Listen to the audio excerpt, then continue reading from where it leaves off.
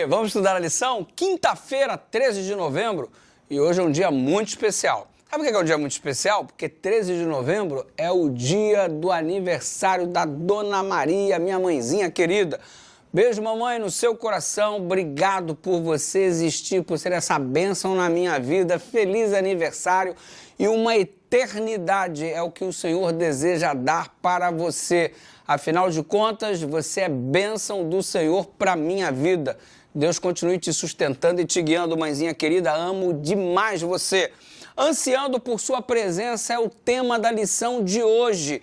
E você percebe o texto base, Josué capítulo 18, versículo 1 e 2.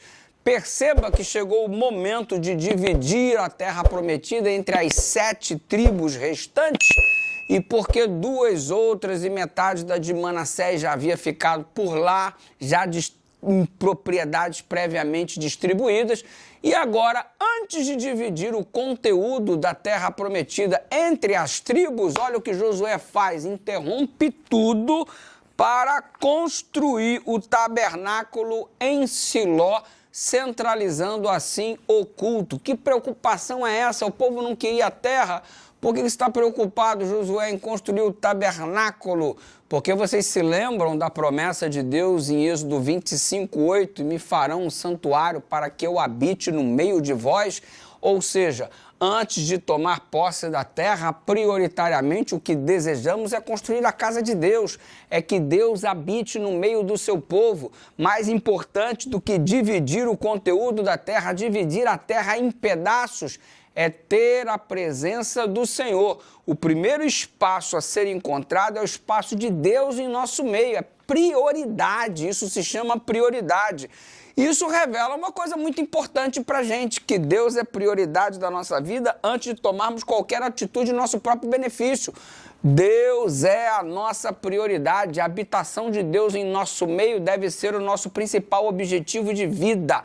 Estar preocupado com tudo é algo necessário, mas estar preocupado em Deus ser o centro deve ser a nossa prioridade, é o que aprendemos através do exemplo praticado por Josué no capítulo 18, no versículo 1 e 2. Revela, então, com este ato que o tema central do livro trata-se da presença de Deus no meio de Israel, o que tornou possível a posse da terra prometida. Em outras palavras, não seria possível conquistar o que se conquistou sem a presença de Deus. Por isso, a presença de Deus deve ser considerada, obviamente, como prioridade. A adoração a Deus estava ganhando destaque com esta atitude. A adoração de Deus é a prioridade. A presença do santuário e, mais tarde, obviamente, do templo em Jerusalém, deveria ajudar o povo a reconhecer continuamente a presença de Deus entre eles e seu dever de cumprir a aliança. Percebe o papel do tabernáculo e, posteriormente, do santuário? Evidenciar a prioridade de termos a presença e a direção de Deus antes de qualquer outra coisa, inclusive a divisão da própria terra.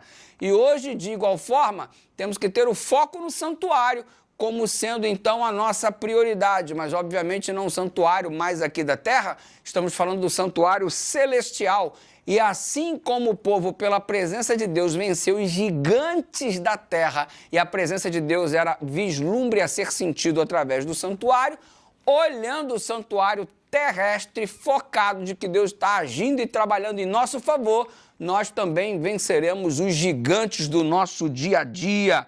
Hoje também os nossos olhares precisam estar voltados para o santuário, a saber, o santuário celestial.